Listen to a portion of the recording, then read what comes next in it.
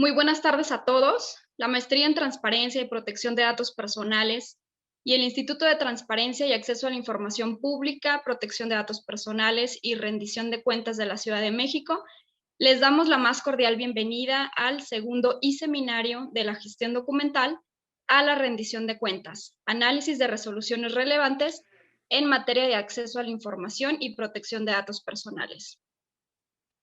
Continuando con la agenda de esta segunda edición del seminario, el día de hoy, en este espacio, tendremos el desarrollo de la mesa de análisis en la que se discutirán y analizarán resoluciones relevantes en materia de protección de datos personales en posesión de particulares.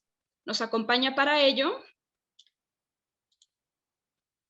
la maestra María Teresa Treviño Fernández, comisionada vocal de la Comisión de Transparencia y Acceso a la Información del Estado de Nuevo León. Bienvenida. Gracias. Luis Gustavo Parra Noriega, el maestro Luis Gustavo Parra Noriega, comisionado del Instituto de Transparencia de la Ciudad de México. Bienvenido. Gracias. Estado de México. Estado de México. Gracias. Y el maestro Pedro Vicente Viveros Reyes, integrante del Comité de Participación Social del Sistema Estatal Anticorrupción y miembro del Núcleo Académico Básico de la Maestría en Transparencia y Protección de Datos Personales. Bienvenido. Buenas tardes, muchas gracias. Bien, muchísimas gracias por acompañarnos. Les doy la bienvenida nuevamente. Bienvenidos a todos y todas a este espacio de análisis y reflexión. Iniciaremos con la participación del maestro Luis Gustavo Parra Noriega.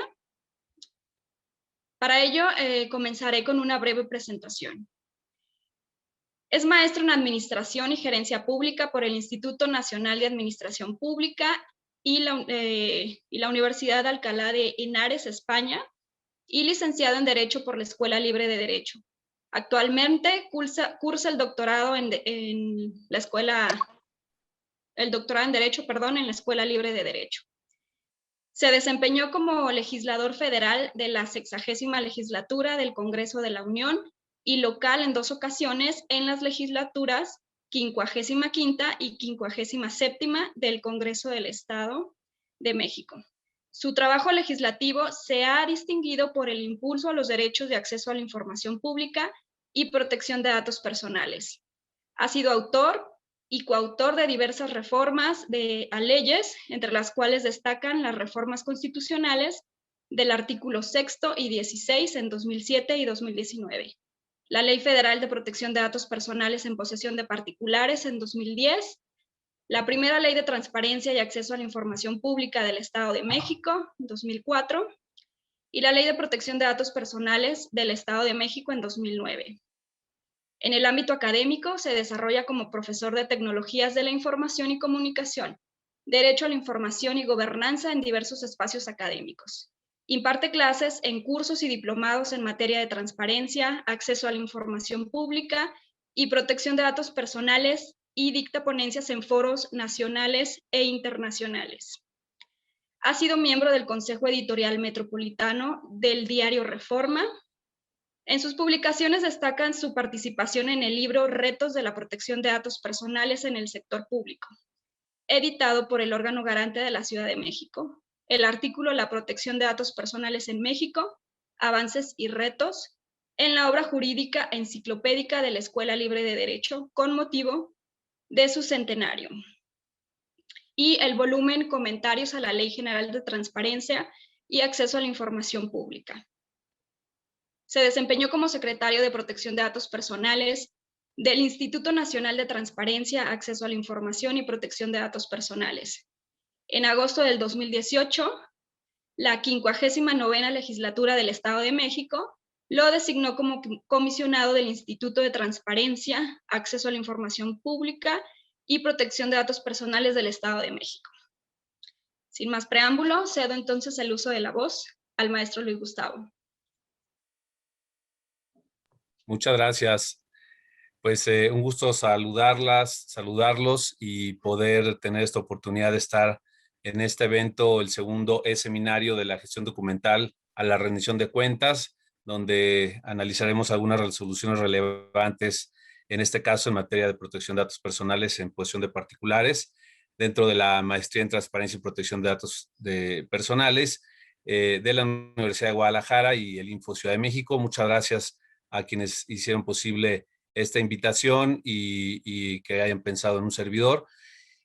Te saludo con mucho afecto a la comisionada María Teresa Treviño, al maestro Pedro Vicente Viveros, también excomisionado y buen amigo de aquí del CPS de Jalisco, y también, por supuesto, a la maestra Erendiga Aguilar Moreno y a todos los que están presentes conectados en este espacio.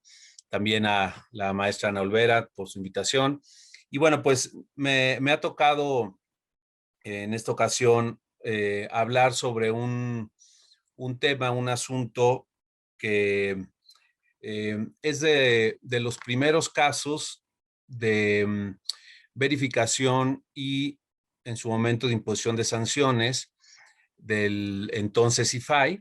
Estamos hablando de un expediente de verificación del año 2012 y en este sentido les platicaré a grandes rasgos el caso y haré algunos comentarios, algunas consideraciones. Se trata de un caso, como mencionaba, en 2012, que se recibe esta denuncia en el entonces IFAI, ahora Instituto Nacional. Se recibe una denuncia en contra de un médico psiquiatra mediante la cual la titular de los datos personales manifestó, entre otros aspectos, lo siguiente. Esta persona comenta: el médico psiquiatra trató datos personales sensibles sin mi consentimiento, ya que emitió una constancia de una atención médica por depresión y un supuesto trastorno de la personalidad recurrente, así como una receta de un medicamento antidepresivo, y mismos que fueron entregados a su ex esposo sin la autorización de la denunciante. De las constancias, digamos, viendo todo el contexto y pues las circunstancias de este caso, se infiere que, bueno, la titular y el exmarido estaba en una situación, pues digamos, marital compleja, y de alguna manera de las constancias del caso, también se sabe que posteriormente a esta obtención de esta constancia, pues fue utilizado dentro de un procedimiento civil y se exhibió esta constancia como una probanza ante un juzgado de lo familiar. Claramente hay una transferencia de datos personales sensibles sin consentimiento expreso de la demandada. El responsable, en sus consideraciones, admitió haber expedido la constancia, reconoció que no existió solicitud por escrito, manifestó que la transferencia no fue formalizada adecuadamente y que dicha constancia fue a petición del entonces esposo y una petición verbal. Del análisis que realiza el IFAI, además de una visita de verificación que se hizo al consultorio de este médico psiquiatra, se llegó a la conclusión de que hubo violaciones a la Ley Federal de Protección de Datos Personales en posesión de particulares, particularmente a lo dispuesto en el último párrafo del artículo 36 de la ley, toda vez que el responsable debió solicitar la aceptación expresa de la denunciante para efectuar la transferencia de sus datos personales, en este caso sensibles. También hubo una violación a lo dispuesto en el primer párrafo del artículo 36, en razón de que el responsable, al transferir al entonces esposo la constancia médica en la que se daba cuenta del estado de salud de la denunciante, debió comunicar a este el aviso de privacidad que contenía las limitaciones al tratamiento de los datos personales de la denunciante.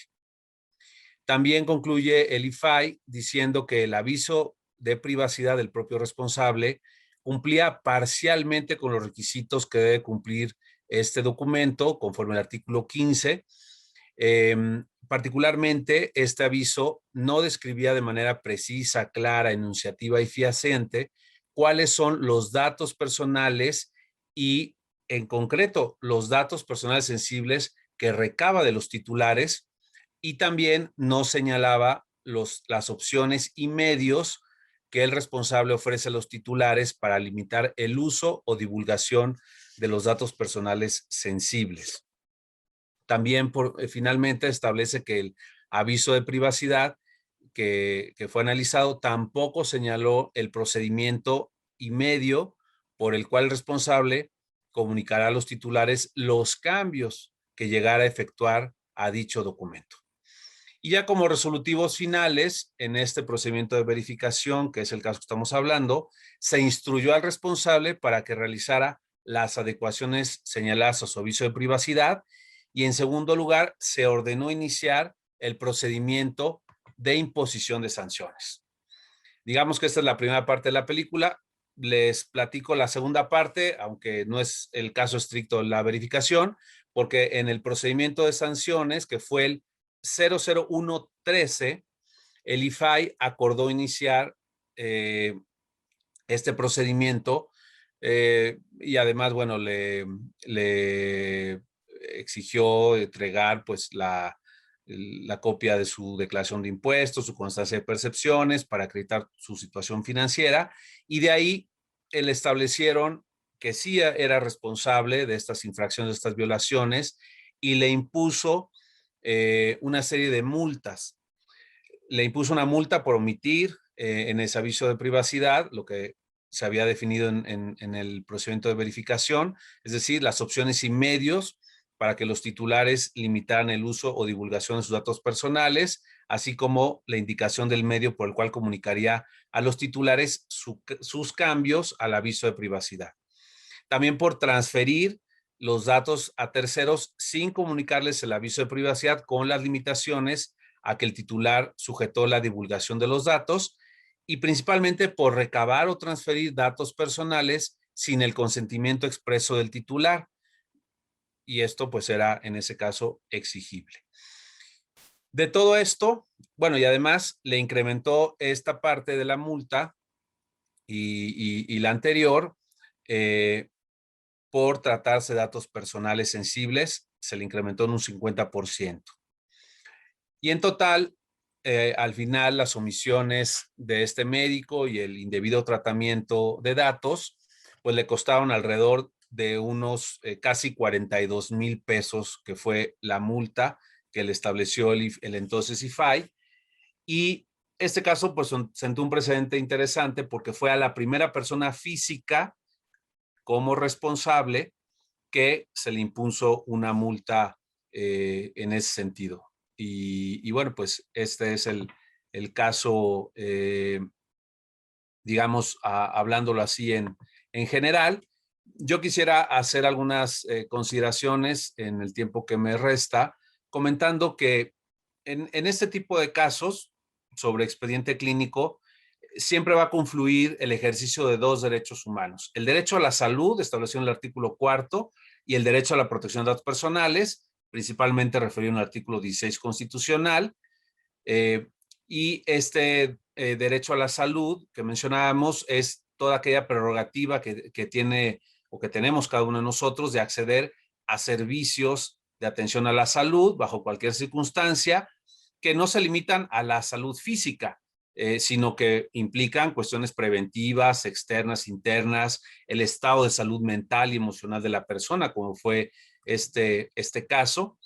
Y el derecho de protección de datos personales, que, como ustedes saben, pues es aquel derecho que nos da una facultad, un poder de decisión y control sobre nuestra información personal y, bueno, pues lo que esto implica en cuanto a autodeterminación informativa.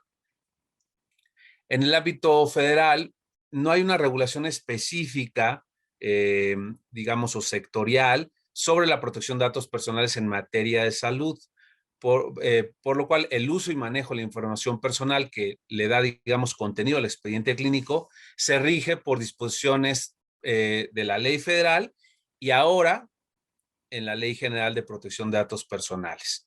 Existen además normas oficiales que manejan todo este tema del expediente clínico, particularmente la norma 04 del 2012, referida a este expediente clínico, donde establece los criterios científicos, éticos, tecnológicos, administrativos, cómo se debe elaborar, su integración, su manejo, su archivo, su conservación, la titularidad, propiedad, confidencialidad del expediente clínico. Y también existe la norma oficial mexicana 024-2012 sobre los sistemas de información del registro electrónico para la salud, en donde se regulan,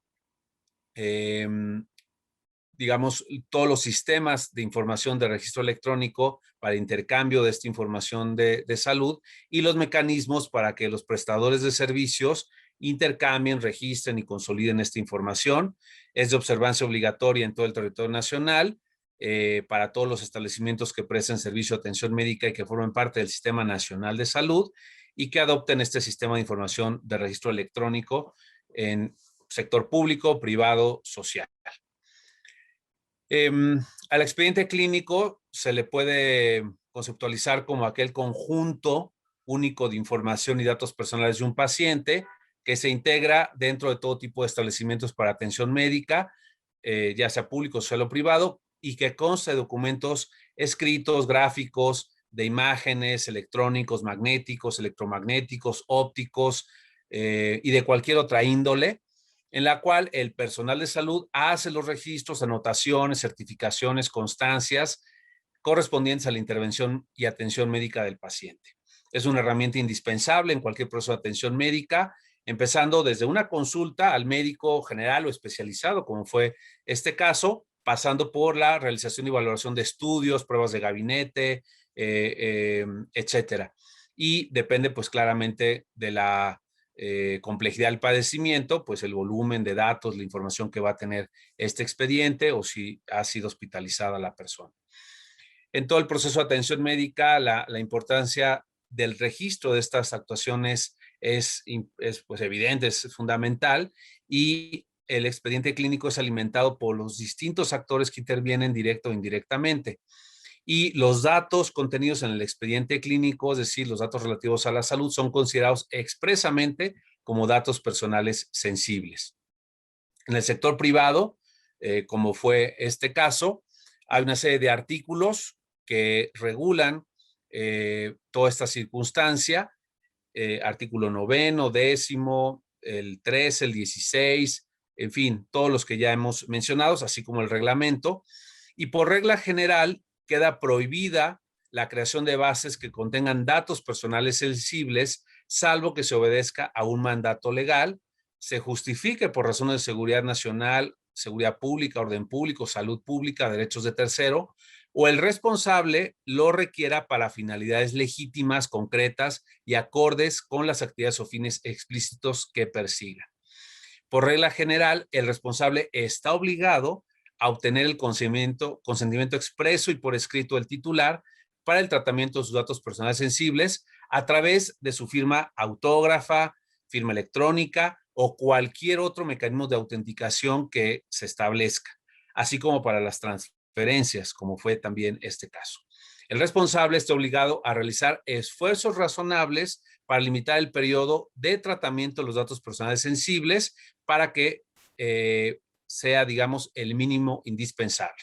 Y el aviso de privacidad debe señalar expresamente que se deben tratar, que se tratarán datos personales sensibles y cuáles serían estos. Hay toda una controversia sobre la titularidad del expediente clínico, que es una, digamos, un debate pues ya de muchos años. El INAI ha resuelto, y desde que era IFAI, en innumerables recursos de revisión, que el dueño del expediente clínico es el paciente, lo ha reiterado de manera consistente a lo largo de los años, aunque bueno, sigue habiendo controversia en torno a esta interpretación. Hubo un avance al respecto en la norma 04 del 2012 que mencioné, que dejó sin efectos a la norma 168, que señalaba que los expedientes clínicos eran propiedad de la institución y del prestador de servicios médicos y no mencionaba nada respecto al paciente. La norma 04 señala que los expedientes clínicos son también propiedad de la institución o del prestador de servicios médicos que los genera, aunque le reconoce al paciente, en tanto aporta su información y beneficiario en la atención médica, que tiene derechos de titularidad sobre la información para la protección de su salud y de la confidencialidad de sus datos. ¿Qué implica esto? Pues nada más que el dominio, digamos, sobre el expediente clínico, por un lado, lo tiene la institución o el prestador de servicios médicos, y el paciente parecería que solo tiene derechos para acceder, para proteger su salud, y que tiene derecho a la confidencialidad de sus datos. Pero bueno, eso tiene alcances importantes en el derecho a la protección de datos personales. La Ley Federal de Protección de Datos Personales y Protección de Particulares define al titular como aquella persona física a quien le corresponden los datos personales. Y en una interpretación de la ley, pues se debe garantizar esta privacidad, esta autodeterminación informativa, este poder de decisión que hemos mencionado. Y aunque efectivamente el responsable del tratamiento puede ser el dueño de la base de datos que a lo mejor tenga estos datos personales sensibles, bueno, le da esta norma también una titularidad del expediente al responsable. Pero bueno, aquí se podrían plantear muchas interrogantes y sobre todo, pues digamos, un debate, como hemos mencionado, que tiene ya mucho tiempo. Lo importante es señalar que la propiedad del expediente no limita el derecho del paciente a acceder al mismo, y que de alguna manera hay una doble titularidad del expediente clínico, y lo importante es que la ley federal le otorga al paciente esta titularidad sobre sus datos personales y la posibilidad de ejercer sus derechos ARCO. Ya no sé si me queda algún tiempo, si no, dejo ahí Creo que estamos justos y Estamos justos. Aprovechando, nos han hecho llegar una pregunta, no sé si la podemos responder de una vez, aprovechando estos momentos. La pregunta es la siguiente: ¿de qué forma considera que sería idóneo brindar el acceso al expediente clínico de pacientes psiquiátricos que, dado su padecimiento, algunos facultativos consideran que puede ser perjudicial para su estado de salud? Sí, bueno, lo importante es que desde el inicio que se empiece a tratar a esta persona, que se recaben los datos personales, haya un consentimiento expreso y por escrito. Eso es lo más importante que se debe de establecer desde un inicio. Si la persona ya está declarada a lo mejor con alguna incapacidad o en algún estado de interdicción, alguna circunstancia que se haya determinado, digamos, en el ámbito civil, pues tendrá que hacerlo y otorgar este consentimiento su representante o quien tenga, digamos, la tutela, o en el caso de menores, la patria potestad, y quien ejerza también esta tutela. Entonces, es importante que si no es el propio titular quien puede manifestar este consentimiento expreso para empezar a recabar esos datos y todo lo que de ahí derive, bueno, se vea que alguien con las capacidades, las competencias y sobre todo los poderes jurídicos suficientes otorgue también este consentimiento, y sobre todo pues se haga cargo del cuidado pues en todos los sentidos,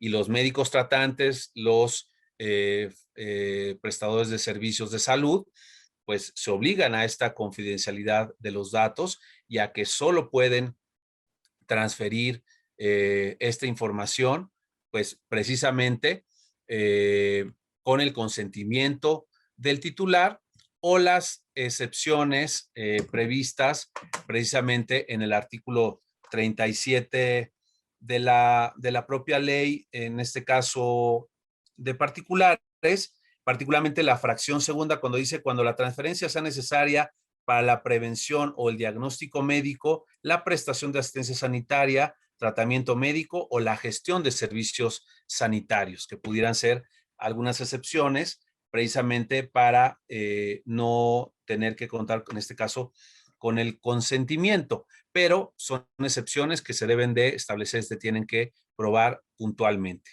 Entonces, bueno, ahí yo creo que podemos concluir con esta circunstancia y decir que este caso, bueno, pues es un caso interesante, un caso importante y que, bueno, marcó un precedente en el inicio del IFAI en la aplicación ya concreta de esta ley federal que se había aprobado en 2010 y que inició su vigencia pues a lo largo de los siguientes 2 años y que empezó a correr, digamos, y a establecerse la posibilidad de que cualquier persona pudiera denunciar el de indebido tratamiento y que la autoridad empezara a actuar y a hacer vigente, a hacer valer los poderes que también se le otorgaron a este órgano garante para establecer estas sanciones y también los efectos correspondientes de estas infracciones como multas o en todo caso algún apercibimiento y que de esa manera se fuera marcando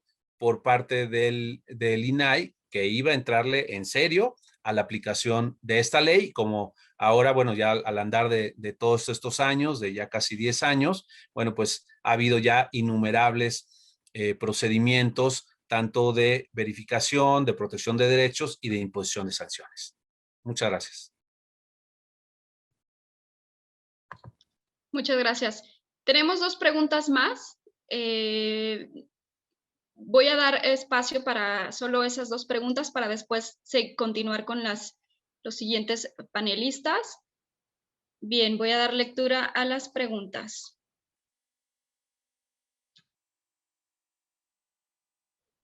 ¿Cómo podría acreditar el interés jurídico para acceder al expediente clínico de una persona fallecida? Leo igual la segunda. Y respecto a la figura del encargado ante una institución privada que da servicios de salud cuando subroga un sujeto obligado, ¿desde qué perspectiva y norma se analiza? ¿Privado o sujeto obligado?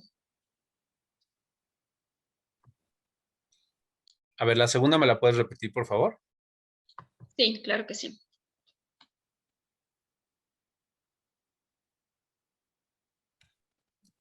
Respecto a la figura del encargado ante una institución privada que da servicios de salud, cuando subroga un sujeto obligado, ¿desde qué perspectiva y norma se analiza?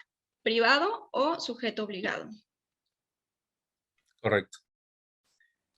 Nada más para dar respuesta a las preguntas un poquito más breves para poder continuar.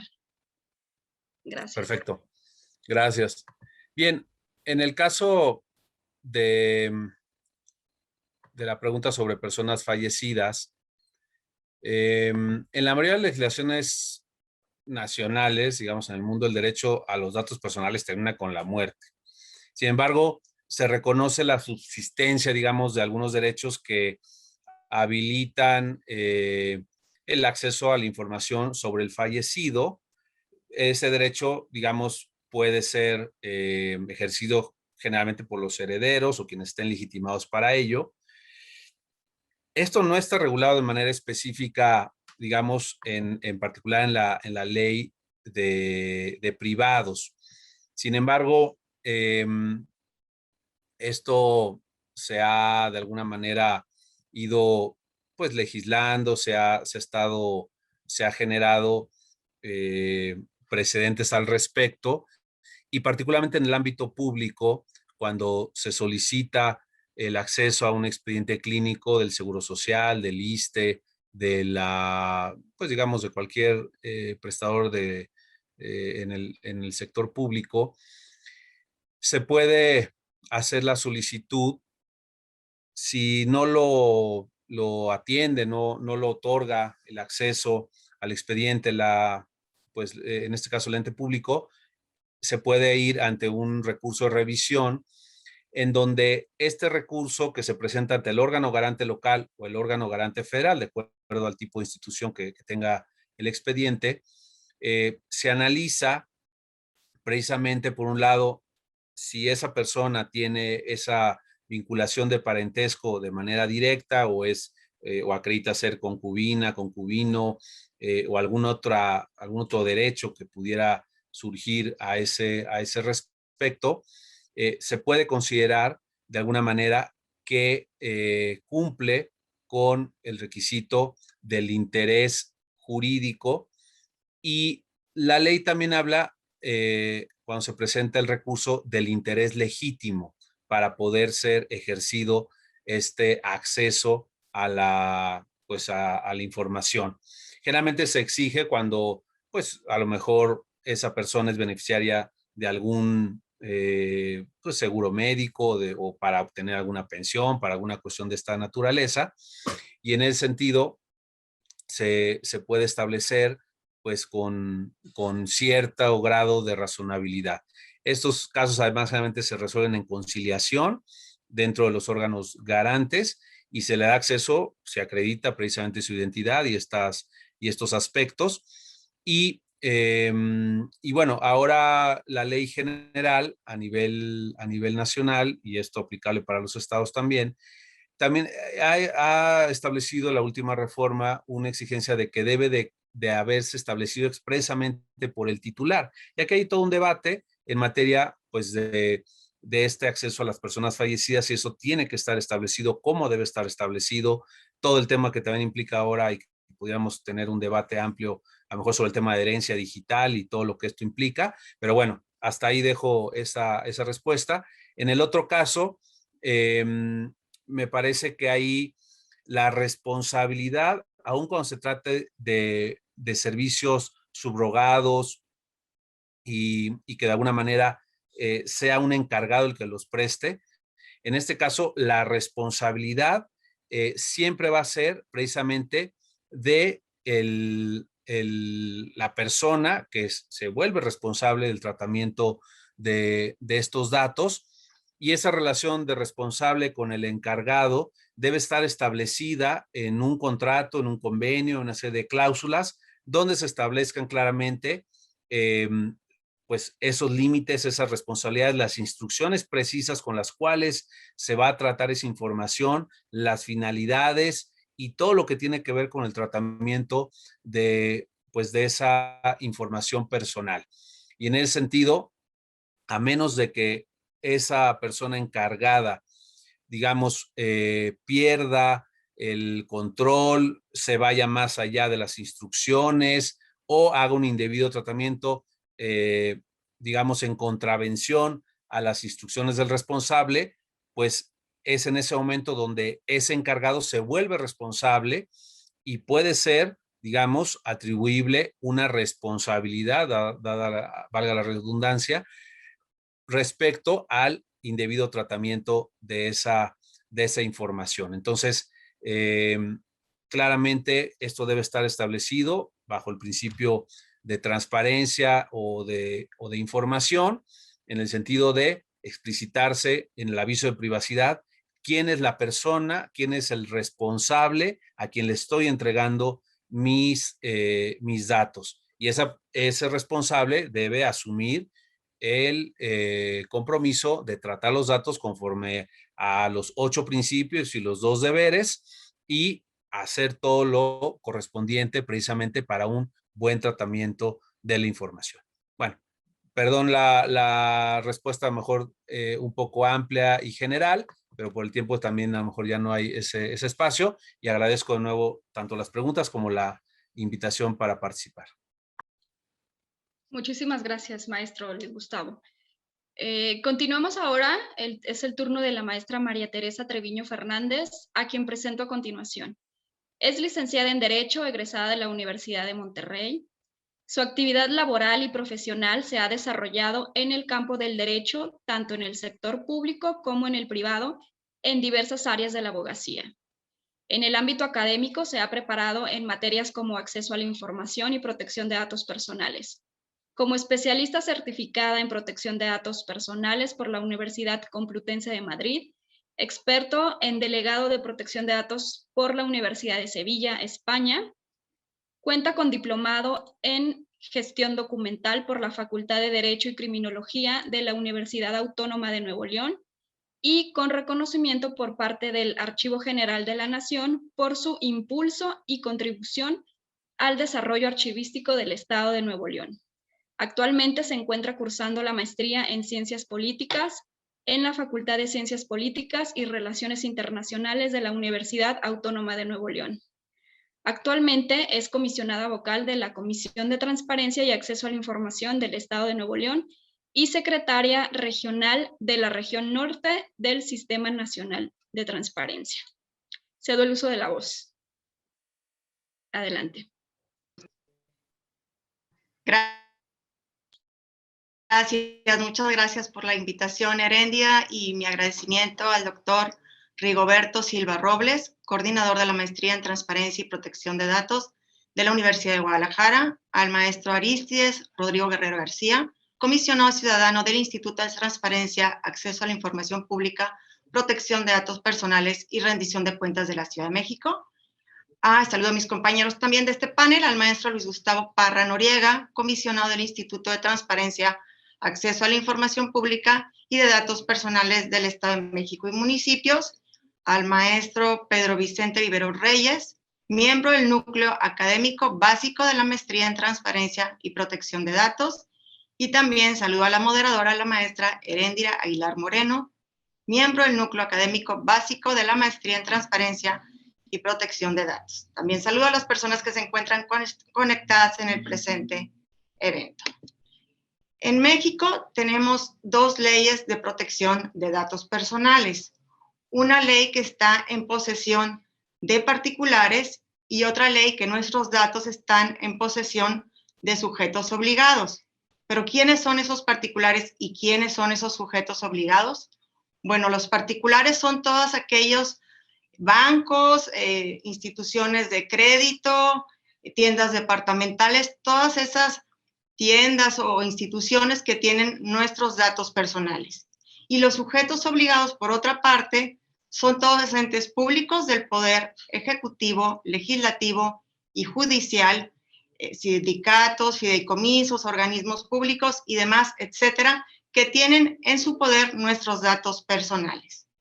El tema de hoy son resoluciones relevantes en materia de protección de datos personales en posesión de particulares. Y me voy a permitir compartir una presentación para dar la explicación al tema. Adelante, por favor.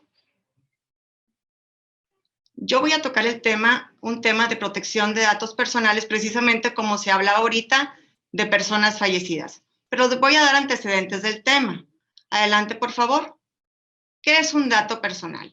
Un dato personal es toda información concerniente a una persona física que la identifica o la hace identificable, como es su teléfono, su dirección, su domicilio, su correo electrónico. Y hay también datos personales sensibles que se refieren a la esfera íntima de la persona, como su estado de salud, sus datos biométricos, sus preferencias religiosas o sexuales, entre otras. Adelante, por favor. Como les comentaba, hay dos legislaciones de datos personales en México. La primera es la Ley Federal de Protección de Datos Personales en posesión de particulares, que fue publicada en el Diario Oficial de la Federación del 5 de julio del 2010. El encargado de velar por el cumplimiento de dicha ley es facultad exclusiva del INAI. Y por otro lado tenemos la Ley General de Protección de Datos Personales en posesión de sujetos obligados, que fue publicada en el Diario Oficial de la Federación del 26 de enero del 2017 y compete tutelar esa ley tanto al INAI como a los organismos garantes de las entidades federativas del país. Adelante, por favor. Bueno, todos los derechos personales de las personas podemos acceder a ellos, rectificarlos, cancelarlos u oponerlos a través de los derechos ARCO, como le llaman. El derecho de acceso a los datos personales, el derecho de rectificación de nuestros datos personales, de la cancelación a través de la supresión de los datos personales que estén en posesión tanto de particulares como de sujetos obligados, o de solicitar el cese de tratamiento de los datos personales. Adelante, por favor. Bueno, ¿qué sucede con nuestros datos personales después de la muerte? El Código Civil Federal establece que la capacidad jurídica de las personas se adquiere por el nacimiento y se pierde por la muerte. pero hay algunos casos que el legislador se fue más allá de la existencia física de las personas. Hay ciertos derechos que son tutelados post-mortem, como por ejemplo, adelante por favor, el derecho al honor, el derecho a la reputación o la protección de nuestros datos personales, donde un tercero puede acceder a ellos, rectificarlos, cancelarlos o solicitar que se eliminen. Por favor, adelante. De acuerdo al artículo 97 de la Ley General de Protección de Datos Personales en posesión de sujetos obligados, la interposición de un recurso de revisión o de inconformidad de datos personales concernientes a personas fallecidas podrá realizar la persona que acredite tener un interés jurídico o legítimo. Mientras que la Ley Federal de Protección de Datos Personales en posesión de particulares no hay una disposición expresa que contemple la protección de datos de las personas fallecidas. Ahora sí, entrados, ya que les di todos los antecedentes de los datos personales, de las leyes existentes y cómo están reglamentadas en materia de protección de datos personales en el caso de las personas fallecidas, vamos a entrar al análisis de un caso del INAI. Adelante, por favor. El objeto de este recurso se trataba de una persona que solicitaba el acceso a un expediente clínico de su nieto recién nacido, así como al de su hija fallecida después del parto. El responsable fue un hospital privado que no entregó la información completa, por lo que la abuela del menor y madre de la persona fallecida presentó un recurso ante el INAI sobre el expediente clínico de su nieto y de su hija, donde ella solicitaba el acceso. Su interés se basaba en la necesidad de preservar la salud de su nieto, pero también necesitaba además el expediente clínico de su hija fallecida por considerar que ambos datos personales clínicos estaban relacionados. Adelante, por favor. Lo que resolvió el INAI al tratarse de un caso donde no se encuentra establecido cómo acceder a los derechos ARCOS de las personas fallecidas en posesión de particulares, se fue a una instancia superior, preservando el derecho de la salud y el principio pro persona, los cuales se encuentran consagrados en nuestra Constitución Federal. El principio pro persona, siempre protegiendo los derechos humanos, y el principio de la salud, por lo que se concedió al solicitante el derecho para tener el acceso a los expedientes, tanto del menor como de la madre fallecida después del parto, por lo que se otorgó el acceso de un expediente clínico de una persona fallecida, aún sin estar estipulado en la Ley Federal de Protección de Datos Personales en posesión de particulares. Adelante, por favor. Pues el INAI concluyó que era una obligación del hospital hacer efectivo este derecho de acceso de datos personales contenidos en el expediente clínico de una mujer fallecida, en virtud de que contiene información relacionada con el menor y con la salud de él. El acceso de los familiares o terceras personas a la historia clínica de un fallecido es una cuestión delicada, pero el interés superior del menor, así como el derecho a la salud, fue el que prevaleció en este asunto. Este asunto pues es de interés relevancia, ya que debido a que la Ley Federal de Protección de Datos Personales en posesión de particulares no contempla disposiciones relacionadas con el acceso de derechos ARCO de personas fallecidas. No obstante, se hicieron valer otros derechos fundamentales como el derecho a la salud, por lo que se tuvo que otorgar el expediente clínico de ambos, de la mujer fallecida después del parto y del menor. Adelante.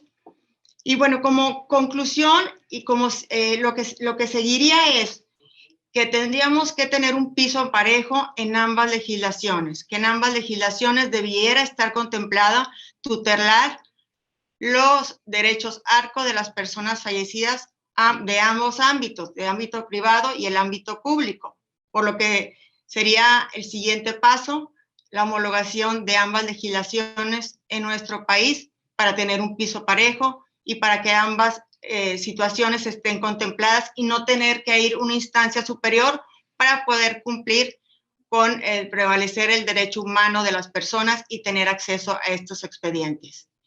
Y bueno, yo concluyo diciendo que sí hay vida después de la muerte en materia de protección de datos personales. Por su atención, muchas gracias y quedo a sus órdenes. Muchísimas gracias, maestra. Bien, las preguntas en esta ocasión las dejaremos al final, todavía no se han formulado, entonces pasaremos con nuestro siguiente panelista. Y me permito presentar ahora a nuestro siguiente panelista, es el maestro Pedro Vicente Viveros Reyes. Es licenciado en Estudios Políticos y Gobierno por la Universidad de Guadalajara. Es maestro en Gobierno y Administración Pública Municipal y Estatal por el Colegio de Jalisco. Además, cuenta con diplomados en diversas áreas del conocimiento, destacando las siguientes: transparencia, acceso a la información y rendición de cuentas en la administración pública, ética pública, transparencia y anticorrupción, reglamentación municipal, gobierno y gestión local, entre otros. A lo largo de su vida profesional se ha desempeñado en diversos cargos, tales como jefe de gabinete del Ayuntamiento de San Pedro Tlaquepaque, coordinador de proyectos especiales en el Ayuntamiento de San Pedro Tlaquepaque, comisionado ciudadano del Instituto de Transparencia, Información Pública y Protección de Datos Personales del Estado de Jalisco, director general de vinculación, coordinación y colaboración con entidades federativas del Instituto Nacional de Transparencia, Acceso a la Información y Protección de Datos Personales, INAI, jefe de departamento de la Unidad de Transparencia del Instituto Electoral y Participación Ciudadana del Estado de Jalisco, secretario técnico del Consejo para la Transparencia y la Ética Pública en el municipio de Guadalajara, evaluador de municipios por parte de Ciudadanos por Municipios Transparentes, CIMTRA, asesor de regidores en el Ayuntamiento de Guadalajara, gerente de enlace legislativo en la Cámara de Diputados, secretario particular de la Presidencia del Ayuntamiento de Zapopan, director y de asesores del Ayuntamiento de Zapopan, oficial mayor del Padrón y Licencias del Ayuntamiento de Zapopan, secretario técnico de la Secretaría General de Gobierno en Jalisco, consultor y analista político de programas de radio y televisión. Actualmente se desempeña como profesor investigador en la Universidad de Guadalajara, además de ser integrante del Comité de Participación Social del Sistema Estatal Anticorrupción de Jalisco. Cuenta además con múltiples intervenciones como docente, ponente, conferencista y capacitador en diplomados, seminarios, talleres y congresos relativos a la difusión y promoción de temas tales como transparencia, acceso a la información, rendición de cuentas, combate a la corrupción, protección de datos personales, así como marketing y comunicación política impartidos a diversos entes públicos y privados. Cedo sin más preámbulo el uso de la voz al maestro Vicente. Muchas gracias, estimada maestra Heréndira. Saludo con afecto a la comisionada María Teresa Treviño de la Comisión de Transparencia y Acceso a la Información Pública de Nuevo León, a mi querido amigo ya de muchos años, al comisionado Gustavo Parra del Infoem de la Ciudad de México, con quien tuve el gusto de compartir espacio laboral en el INAI, ya muchos años en estas andanzas, a Ana Olvera, quien organiza este evento, al doctor Rigoberto Silva, coordinador de nuestra maestría, y a todas y a todos quienes nos acompañan el día de hoy. Me permitiré compartir presentación, si me dan un segundo, para poder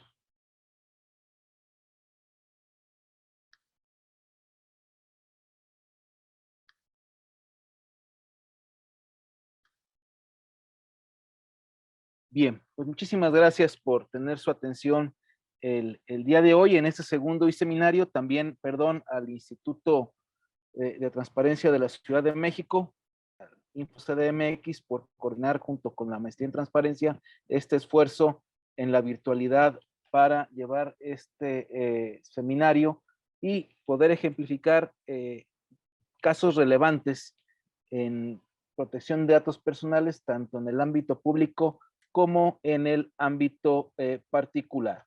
En ese sentido, me gustaría iniciar con nuestro caso. Un segundo.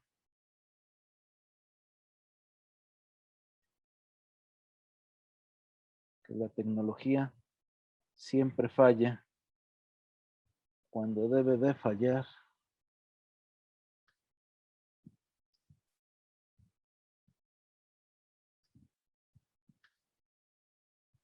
De eso no cabe duda.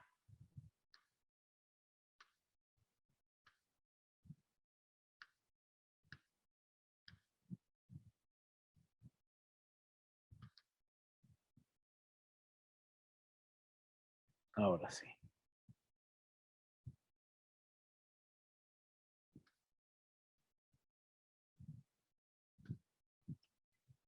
¿Sí se ve la pantalla? Perfecto. Bien. El caso que yo les presentaré el día de hoy tiene que ver particularmente una situación que se presenta en el estado de Jalisco.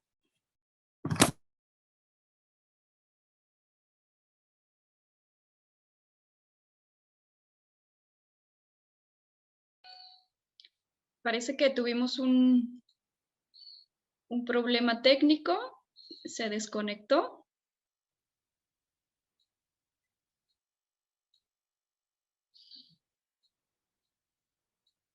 Sí, ¿verdad?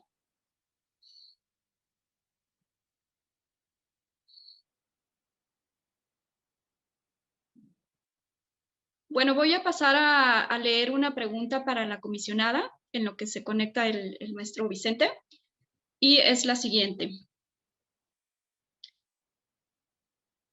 ¿Qué sugerencia puede brindarles a los profesionales de la salud privados para vencer los prejuicios de dar acceso a los datos personales a sus titulares?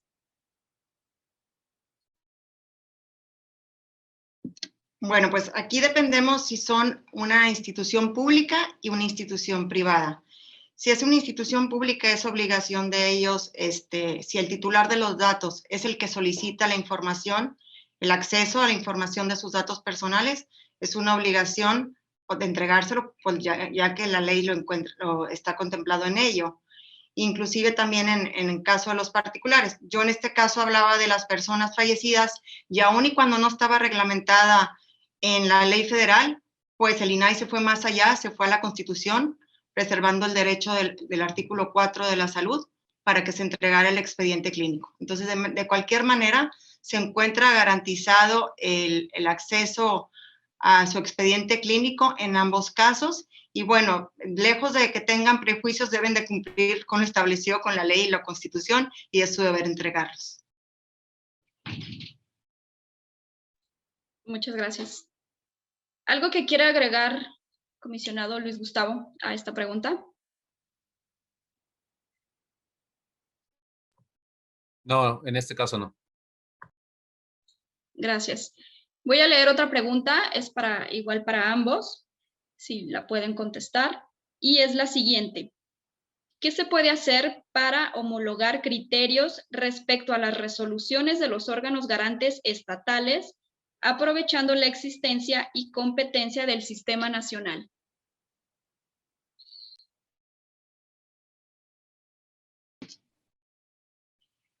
Bueno, ¿gustas, Tere, y luego yo? Ajá.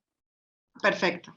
Bueno, existen criterios a nivel del INAI y también a nivel de los órganos garantes, pero homologar un criterio, pues la verdad que sí es difícil porque tenemos que ver caso por caso concreto, inclusive en los mismos plenos, de repente un comisionado tiene un criterio y los otros otro criterio. Entonces, sí hay criterios que están del INAI o del Sistema Nacional que nos ayudan a emitir una resolución en determinado sentido, pero así como por ley tener una homologación como tal, pues no es, tendríamos que analizar caso por caso, y te digo, hasta los mismos plenos, entre los mismos comisionados de repente también varían en los criterios. Sí. Bueno, me parece que además de lo que comenta la comisionada, digamos, el INAI puede emitir criterios de carácter, digamos, orientador para lo que es, digamos, el sistema, ¿no? Y en ese sentido, hay pues una serie de normas, de requisitos que se establecen precisamente para ello. También el propio sistema nacional, como se ha comentado, puede emitir, digamos, criterios y puede establecer, sobre todo también a través de las comisiones que hay, particularmente en este caso la de protección de datos personales, pues se comentan, se discuten asuntos, enfoques, se establecen algunos pronunciamientos, se hacen, digamos, discusiones y ahora a partir también de lo que se ha venido haciendo de seminarios y de talleres y otra serie de mecanismos, precisamente para poder comentar este tipo de criterios de asuntos y de esa manera, pues de alguna forma tener cierta homologación al respecto. Ciertamente, pues también por el mismo, la misma lógica de cómo está construido, digamos, el sistema normativo, la propia ley general, pues ya al establecer y distribuir competencias, pero en donde, digamos, el modelo se ha centralizado, de alguna manera, los órganos garantes locales, sus legislaciones, pues son, si no una copia, muy cercano. Es decir, nuestras leyes locales tienen sus variantes, tienen sus cuestiones diferentes, pero realmente el margen de maniobra, digamos, normativo ya fue mínimo. Con lo cual también a partir, digamos, de la construcción normativa, se han ido homologando bastante estos criterios y de esa manera, desde la reforma del 2007, que se buscó establecer, digamos, ciertos parámetros, no solo en acceso a la información, sino que se empezó a trabajar en el campo de datos personales y ya después, en la reforma del 2014, donde se establecieron y homologaron pues muchísimas cuestiones de todo el Sistema Nacional de Transparencia y de Protección de Datos, pues ha sido la manera en que se han ido homologando estos criterios. El propio Sistema Nacional establece, ya ha generado criterios puntuales, por ejemplo, en materia de portabilidad, por ejemplo, en materia de medidas compensatorias y así algunos otros lineamientos que se derivaron ya como legislación secundaria de la propia ley general. Y de esa manera, bueno, se ha logrado establecer esta cierta uniformidad en el caso de los criterios en materia de protección de datos personales.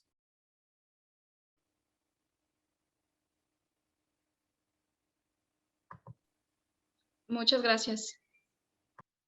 Hay otra pregunta, es para la comisionada y es la siguiente.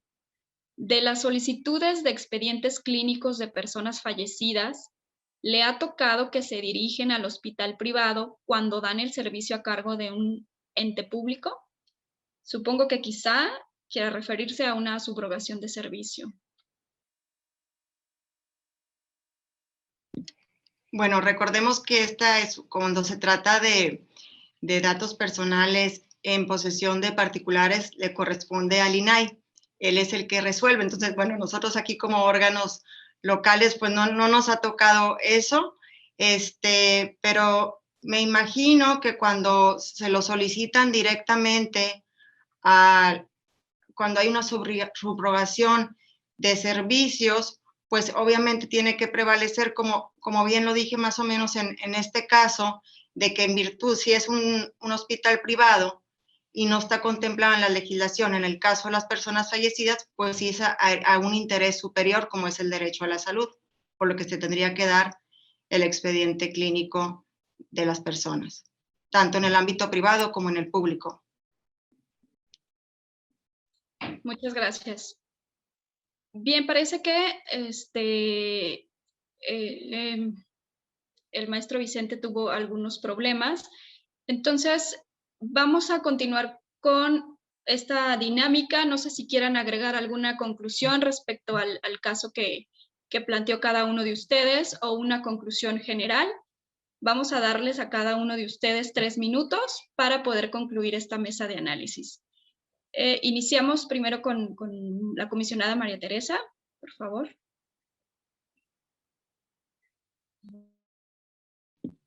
Gracias. Me gustaría, en virtud de la pregunta que le hicieron a Gustavo, que se trataba de las personas fallecidas, comentarles acerca del interés jurídico y el interés legítimo. El interés jurídico es aquel que tiene una persona física por motivo del fallecimiento del titular de los datos que pretende ejercer los derechos ARCO. Y aquí hay una relación de parentesco, ya sea por consanguinidad o por afinidad, que haya tenido con el titular, cuando se acredita en los términos de las disposiciones legales aplicables. Y el interés legítimo es aquel personal, individual o colectivo cuantificado, actual, real y jurídicamente relevante, que puede traducirse en un beneficio jurídico, y algunos elementos del interés legítimo serían la existencia de un vínculo entre la persona y la pretensión, de tal forma que la anulación del acto produzca un beneficio actual o futuro, pero cierto, que dicho interés esté garantizado por un derecho objetivo y que el acto reclamado produzca a la esfera jurídica entendida en el sentido amplio, ya sea directa o indirectamente, por la situación especial del reclamante frente al ordenamiento. Y bueno, en conclusión, yo les quiero decir que bueno, hay una clara laguna en la Ley Federal de Protección de Datos Personales en posesión de particulares, que la situación ideal sería, pues como lo dije, que hay un piso parejo y que en ambas legislaciones estuviera contemplado el ejercicio de los derechos ARCO de las personas fallecidas. Por su atención, muchas gracias. Muchas gracias, comisionada María Teresa. Continuamos entonces con una conclusión del maestro Luis Gustavo. Adelante. Sí, muchas gracias. Y efectivamente, conforme a lo que comenta la comisionada Tere, por ejemplo, en nuestra ley de datos del Estado de México se le reconoce la posibilidad de interponer un recurso de revisión de datos personales, digamos, concernientes a personas fallecidas, a toda persona que acredite tener un interés jurídico o legítimo. Entonces, de esa manera, digamos, se flexibiliza la posibilidad precisamente para acceder a esta información y no solamente quedarnos con el interés jurídico. Bien, y respecto al caso, pues comentarles que pues me parece que es todo un tema la discusión, por ejemplo, de lo que implica el consentimiento informado, el aviso de privacidad en un caso como el que platicamos. A veces hay una cierta confusión entre estos dos conceptos porque ambos documentos tienen un objetivo común, que es informar al paciente, y son documentos que además están vinculados, digamos, con obligaciones distintas. Digamos, uno no puede sustituir al otro, pero se complementan. El consentimiento informado es, digamos, toda aquella obligación de los prestadores de servicios de salud de darle la información suficiente, oportuna y muy clara al paciente sobre los procedimientos o los diagnósticos y sobre todo los tratamientos ya quirúrgicos que le van a realizar. Y, digamos, es un derecho del paciente a recibir esa información y con base en esa, pues dar o no su consentimiento para que le hagan ese tratamiento. Entonces, este consentimiento, más que un elemento, digamos, jurídico o de defensa, es un acto de responsabilidad y un presupuesto, digamos, para la práctica médica. Entonces, en este consentimiento, la información que que están obligados a dar a conocer al paciente, pues es toda esta información relacionada con su diagnóstico, pronóstico y tratamiento. Y en el aviso de privacidad, el responsable del tratamiento de los datos, digamos, ahí es donde está obligado a dar a conocer la información sobre cómo va a ser tratada su información personal. Ya no es informar al paciente sobre el tratamiento, sino, oye, ¿cómo vas a tratar mis datos personales? Y en ese sentido, a través del aviso de privacidad, digamos, se informa, pues, quién va a usar los datos, para qué, cuáles finalidades, con quién los va a compartir, cómo los puede compartir en todo caso, y cómo puede además el titular ejercer sus derechos con relación a su información personal y quién efectivamente es el responsable y el medio concreto a través del cual se va a dar a conocer. Entonces, concluyendo, pues la información de cada uno es distinta, aunque los objetivos confluyen en darle la mayor información y todos los elementos para que el paciente tome la decisión sobre su tratamiento y a su vez sepa qué van a hacer con sus datos personales. Gracias. Muchísimas gracias. Bueno, les comento que el maestro Vicente Viveros sigue teniendo problemas con su conexión. Se disculpa, por supuesto, y nos quedará pendiente entonces invitarlo a una segunda mesa de análisis para poder escuchar sus aportaciones. Va a deber su participación. Sí, muchas gracias. Bueno, hemos concluido esta mesa de análisis sin duda muy enriquecedora. Agradezco, por supuesto, a los panelistas su participación, al comité organizador de esta segunda edición del e-seminario y a todo el equipo que hace posible el desarrollo de estas actividades académicas. A nombre de la rectora del Sistema de Universidad Virtual, la doctora María Esther Avelar, y el coordinador de la Maestría en Transparencia y Protección de Datos Personales, el doctor Rigoberto Silva, agradecemos su participación y, por supuesto, los invitamos a continuar con la agenda del día de hoy en este seminario. Muchísimas gracias a todos. Muchas gracias. Muchas gracias. Muchas gracias. Un placer saludarles y a sus órdenes. Gracias, doctor Rigoberto. Muchas gracias, Rigoberto. Gracias por todo. Felicidades por sus participaciones. Gracias. Gracias, Armando. Y no se pierdan la que sigue, la del doctor Fernando, que va a estar muy buena.